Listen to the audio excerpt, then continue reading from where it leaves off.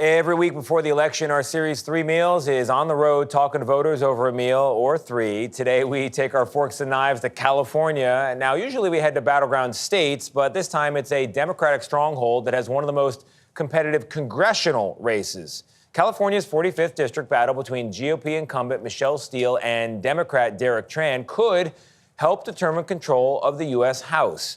Nearly 40% of the population there is Asian or Pacific Islander, and 31% is Hispanic. Ling Kent hit the road to see what's on folks' mind and found that many people are focused on the top of the ticket.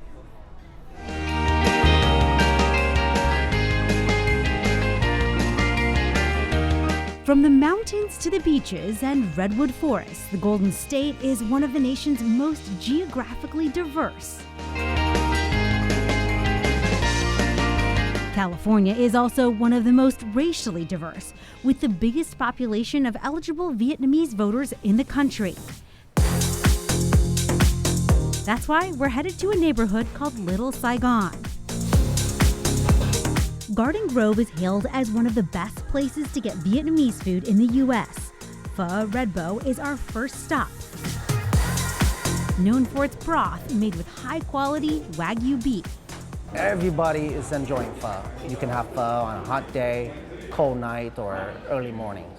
So pho for breakfast? Pho for breakfast, yeah. Okay, I'm down with this. That's a great idea. James Bowie opened Red Bow 3 years ago and hopes the next president will give small businesses more tax breaks. We're coming due our tax right now, and the bill is pretty hefty. Is it higher than it's been in past years? It's just high. Inflation, which cuts into his bottom line, will be a deciding factor in how he votes in November. Restaurant inflation is still rising by 4% nationwide compared to last year. Inflation plays a major role because everything we see price increases on the weekly basis. I'm just a person trying to make his ends meet. We bring the best product, we bring the best meat, and that's how we're gonna attract eaters. A few tables away, we met Zachary Fritz and Monica Yee. So who are you going to vote for in the presidential? Kamala Harris. Okay. And I will be the first to say, I don't like her, but the choice is still clear to me. It'll always be somebody who at least respects democracy and respects the vote of the people. Yee was born in China. Her main concern is immigration reform. It's stupid to judge people by colors, by nationalities. The beautiful part is diverse. I love that part, but as long as it's good people, not like illegal people. So that's my point. One thing everyone agreed on, the pho was phenomenal. So we're back in the car and we're leaving behind the flavors of Southeast Asia. And keep in mind, here in California's 45th, the Hispanic population makes up a third of the district. So we're heading for a Southwest staple. We're gonna go get some tacos, my favorite. We landed at award-winning Amor y Tacos, founded in Cerritos a decade ago. The food reflects the community, Mexican with both Asian and American influences. I mean, this is heavenly. It's incredible.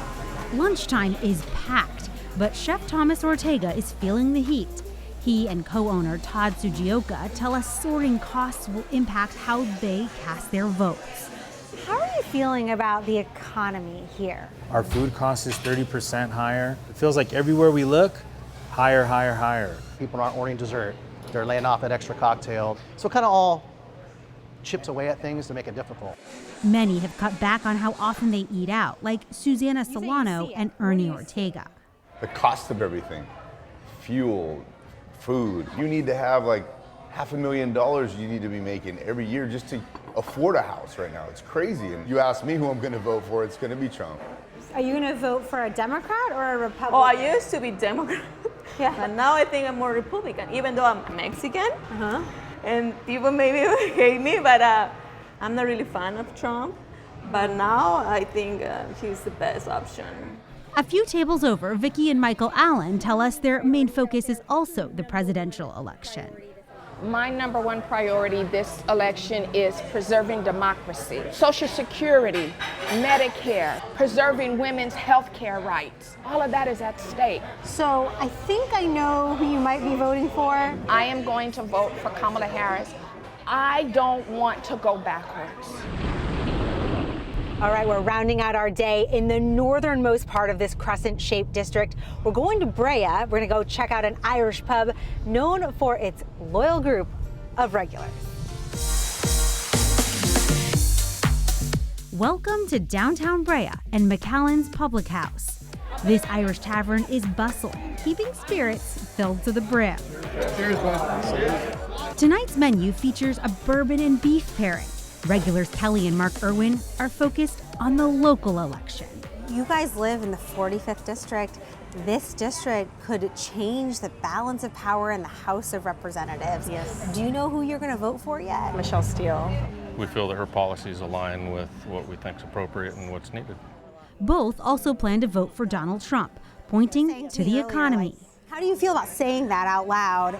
2024 versus 2020 and 2016? I feel good about it because I feel like in 2016 and 2020 it was taboo to say his name and that I'm a woman, that I would be voting for him because I think a lot of people don't think that he is very respectful in that way.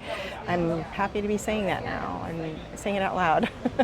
You can look if you want. I won't look. I'll look away. Professional magician Michael O'Brien performs at McAllen's every week. He wishes Trump would disappear. I've been a little lukewarm with Harris, if I'm being honest with you, but just living through the 4 years of the Trump administration, that's definitely something that I'm happy is in the past and I would not like to see come back again.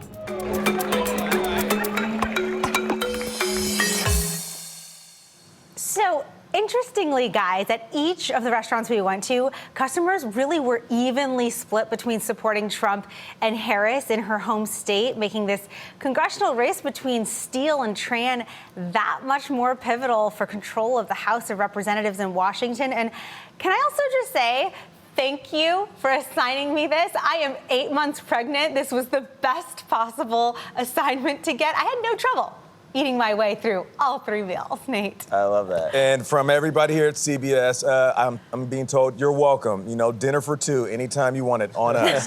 Joe Ling, thank you so much. Thank you. Well done with your 3 meals.